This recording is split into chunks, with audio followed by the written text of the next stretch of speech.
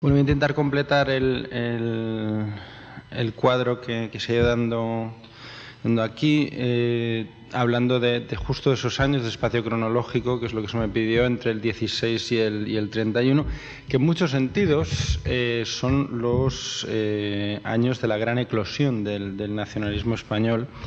En lo que se refiere tanto a las corrientes, digamos, ideológicas y políticas, como en cuanto a la extensión social, justo lo que comentaba el profesor Beramendi ahora, de los procesos de nacionalización española. He dividido la intervención en esas dos partes. La primera parte es un mapeo bastante esquemático de los nacionalismos españoles en esos años. En la segunda parte voy a hablar un poco de procesos de nacionalización de masas. En cuanto a las corrientes ideológicas del nacionalismo español, yo creo que hay dos factores fundamentales a la hora de tener en cuenta siempre que hablemos de identidad española o nacionalismo español dentro de los diferentes grupos políticos. Uno lo comentaba el profesor Casases ahora en su intervención, es por supuesto la Primera Guerra Mundial, es la Revolución Rusa, es decir, unos factores externos que constantemente van a tener un impacto durante la Primera Guerra Mundial hasta el año 31, de un modo claro. Los factores domésticos serían también vinculados, obviamente, con la Revolución Rusa, sobre todo el crecimiento de la clase obrera por un lado, y por otro lado el crecimiento del nacionalismo catalán y del nacionalismo vasco. Es decir, que leer estas cosas en clave obviamente de diálogo.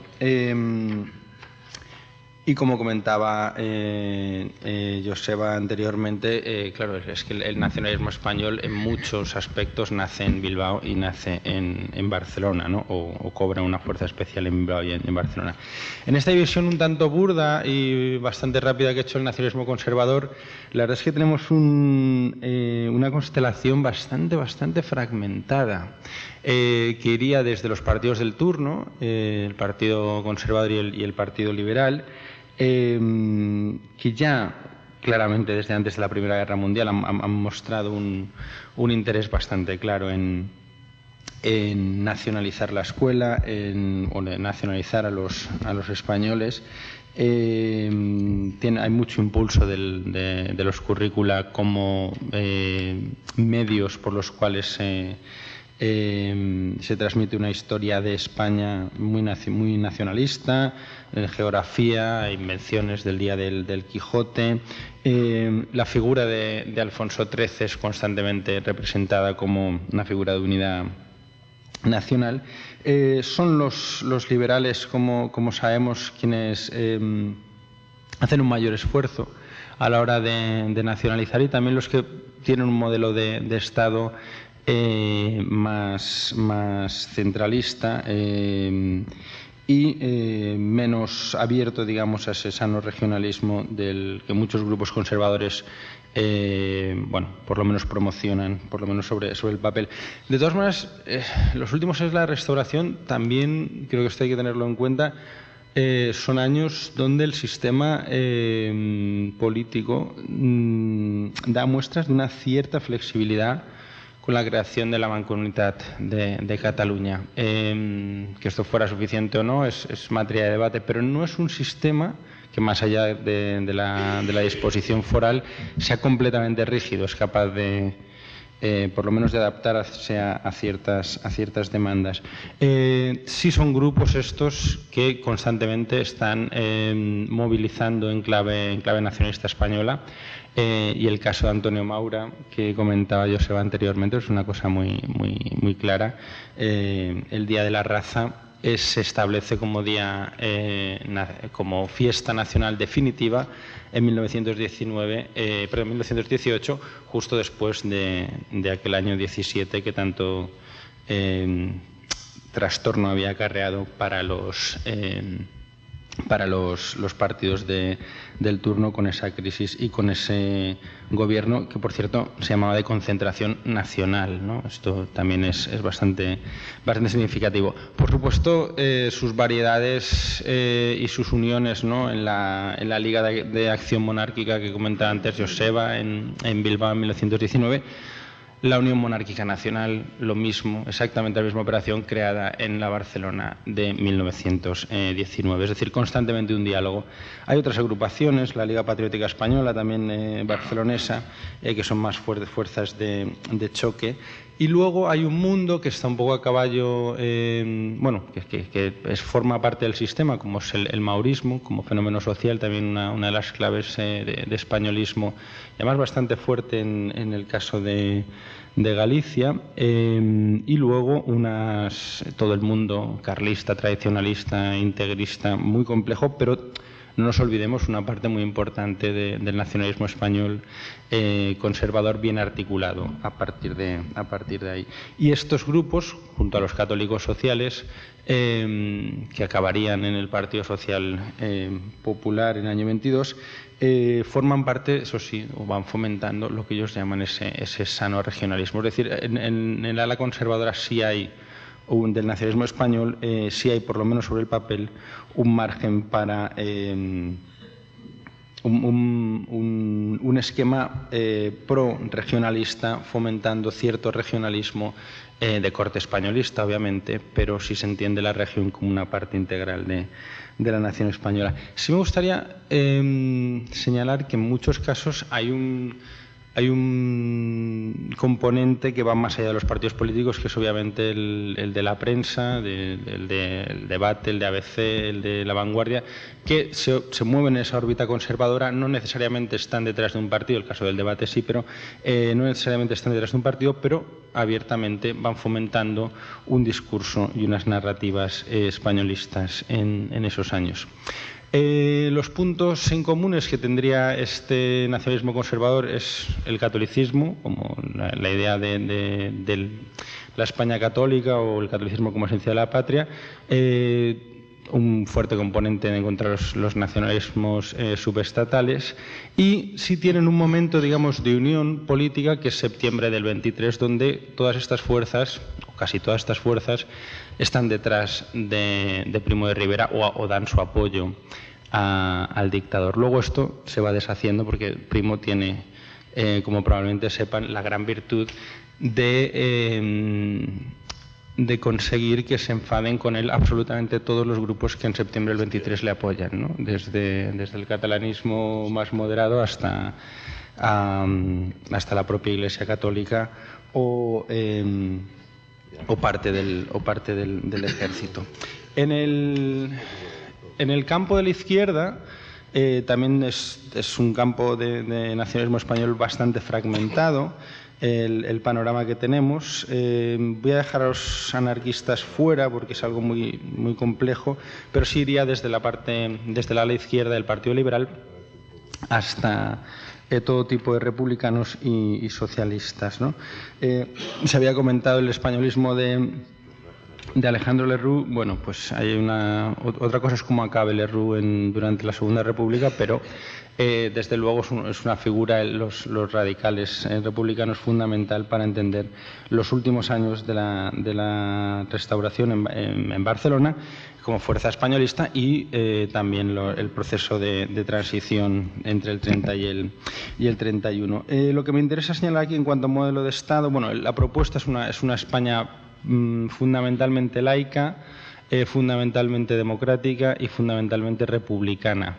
Y aquí el momento de unión de estos grupos, con muchos matices, porque por supuesto los tienen, las diferencias son importantes, pero sería el periodo entre, sobre todo, el Pacto de San Sebastián en el año 30, pero también los años 31 y 32. Creo que hay cierta unidad en cuanto a discurso y en cuanto a acción política de corte en el caso de los republicanos, ¿no?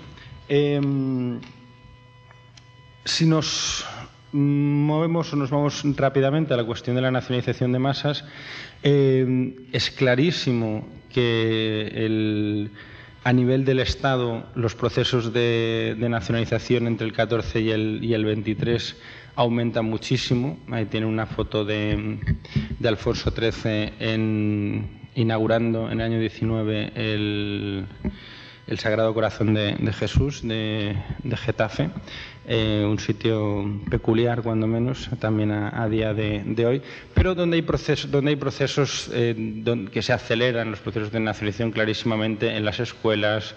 El caso de los militares se recurre mucho más a nivel... o sea, se recluta mucho mejor, se educa bastante mejor en esos últimos años con todos los problemas que como agencia de nacionalización tuvo el ejército. Se inventan muchas ceremonias, comentábamos antes el Día de la Raza, pero hay unos homenajes al Cid, a San Fernando, la figura de Alfonso XIII, algo fundamental. Los funcionarios empiezan a tener también bastante más efecto en esos años en pueblos. Está vinculado a un proceso de modernización del Estado, donde los magistrados y los funcionarios van teniendo más calado, es decir, la representación del Estado teniendo bastante más calado, también con la mejora de las comunicaciones. Lo que ocurre ya durante la dictadura de Primo de Rivera, bueno, pues un intento programado de nacionalización de masas desde arriba de un modo masivo. Aquí las instituciones estatales se utilizan también de un modo muy claro y muy abierto, desde la reforma de secundaria, la reforma en primaria, incluso reforma en universidades, la Unión Patriótica, el Somaten, el Ejército, que junto a la Iglesia Católica pues presentan este modo sistemático de propagar una España católica, monárquica, militar y autoritaria. Por una serie de motivos que no voy a entrar a valorar aquí, esto fue un fracaso, el proceso de nacionalización desde arriba. Y lo que supone, o lo que supuso, en mi opinión, es un proceso que he denominado de nacionalización negativa. Esto quiere decir fundamentalmente que las instituciones estatales sufren, o la mayoría de las instituciones estatales, un profundo desprestigio, y además lo que se hace es aumentar los valores republicanos, laicos y democráticos en buena parte de la población española, sobre todo en la población urbana. Además, por supuesto, de un apoyo al nacionalismo catalán y al nacionalismo vasco, ¿no?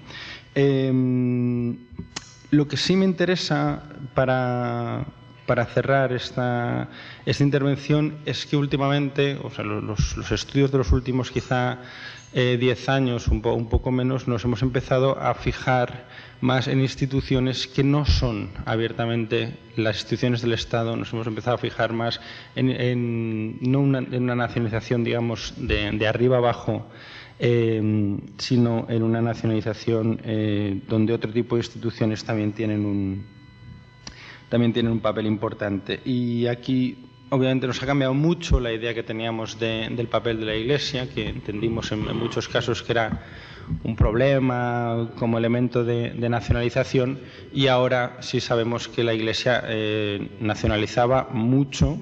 En ocasiones, como los han mostrado los trabajos de Maetane Ostolaza o de Pere Fullana, en el caso de Mallorca, españolizaban en euskera y españolizaban en catalán, y no había un problema. Otra cosa es que no haya sectores de la Iglesia en Cataluña y en el País Vasco que también promuevan otro tipo de identidades alternativas.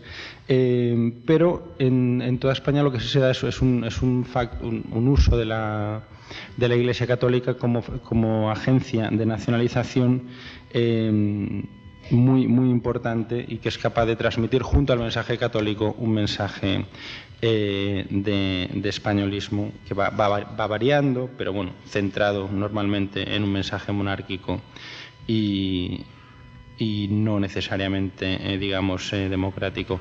Las otras instituciones que hemos empezado a ver, o agencias que hemos empezado a ver, como partidos políticos, como asociaciones en el mundo agrario, que comentaba ahora Justo Beramendi, ¿no? El agrarismo como un marco donde también se nacionaliza, donde también se transmiten y se crean identidades, es creo algo fundamental, donde hemos empezado a ver que muchas veces el mensaje es un mensaje abiertamente es un mensaje nacionalista español, pero es abiertamente contrario al modelo de nación que se está proponiendo desde las instituciones del Estado, ¿no? Y esto también es nacionalización, son unas áreas, unos espacios donde se funciona, se nacionaliza, pero no tiene que ser necesariamente el discurso oficial el que se reproduce. Esto es más fácil de ver, obviamente, en los últimos años de la Restauración que durante la dictadura de Primo de Rivera, con los niveles tan altos de represión y de censura que implanta el dictador. Y más allá de, digamos, habernos desvinculado del Estado, lo que hemos hecho en los últimos años también a la hora de entender la nacionalización es empezar a fijarnos en aspectos, digamos, de la vida cotidiana, de aspectos de nacionalización no necesariamente política, sino, digamos, que tenga aspectos más en clave cultural. Quizá un poco sobre las ideas de Michael Billig en cuanto al nacionalismo banal o de ideas de identidad nacional de lo cotidiano, de Elderson o de Michael Schipe, que en cierto modo nos han ayudado a ver cómo se crea identidad, digamos, en el día a día, a través de la prensa, esa lectura entre el ellos y el nosotros, las secciones de nacional, la sección de internacional, a través de la publicidad en prensa, que es algo fundamental, donde hay continuas referencias a lo español, también a lo regional, como parte de lo español. Les quería enseñar, bueno, también crónicas deportivas, obviamente, pues los partidos de la selección española de fútbol o de boxeadores españoles, ¿no? La cuestión es que se remita desde lo cotidiano constantemente a un marco mental que nos divida el mundo en naciones y donde los ciudadanos de este Estado tengan un vínculo constante con la idea de España. No necesariamente con una idea muy política, también puede ser cultural. Son los últimos años ya de la aparición del cine, donde ya sí se crea lo que se ha llamado, son los estudios de Marta García Carrión, lo muestra muy bien, un cine nacional. Y también esto, bueno, con la radio también muy a finales de los años 20, y en las novelas, ¿no?, este recurso constante a la comunidad política y a la comunidad cultural a la que se pertenece y a este mundo en naciones. Quería simplemente enseñarles lo que hablaba de la publicidad, por ejemplo. Esto es el Heraldo de Aragón del año 31. Y entonces tenemos un anuncio de Muebles Aragón, pero sí podemos ver una especie como de Ikea de la época, donde va la familia ahí, pero van vestidos de baturros, ¿no?, a comprar sus muebles, ¿no? Entonces la idea, aparte de que esto esté en la calle Conde de Aranda, pero la idea sí es presentar lo nacional, lo regional constantemente en prensa, no necesariamente con un marco de referencia muy grande en el sentido político, pero sí que va calando en el día a día, en los lectores. Aquí también la representación de un lector del Heraldo de Aragón en una localidad que parece pequeña, pero que por supuesto lo hace vestido de baturro, ¿no? Eso es un cuadro. Pero lo que sí me interesa es lo que estamos viendo ahora es más lo cotidiano como áreas de transmisión de la nacionalidad, y donde creo que en ese sentido está bastante avanzado. Por último, la idea del consumo de la nación también nos está ayudando bastante a entender dentro de este marco de lo cotidiano, es decir, el consumo de ciertos productos que tienen referentes nacionales. Es época donde se pone muy de moda, pues, los cromos de los niños con banderas, con